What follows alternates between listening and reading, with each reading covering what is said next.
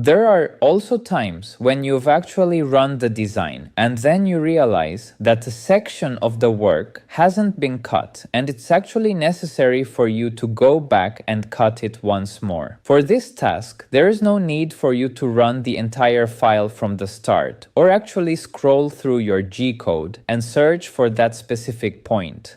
Simply press the backward key and the G-code will begin to execute in reverse. Once it reaches the exact point that you desire, you can then stop it and press the forward play button once more. You will then observe that the preheating and cutting process will be performed again and the machine will continue with the rest of the job.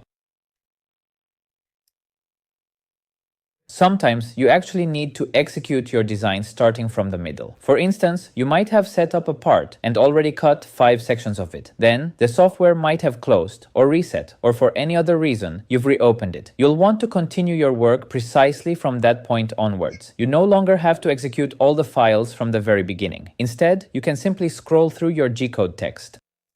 That, and it's blue in color, it actually shows you the G-code line that you are currently standing on. Once you've reached your desired point, all you need to do is double-click on it, and the portion that has already been executed will then appear in green. Now, if you press Start, it will proceed to process the remaining segments, and it will no longer cut the sections that have been marked green.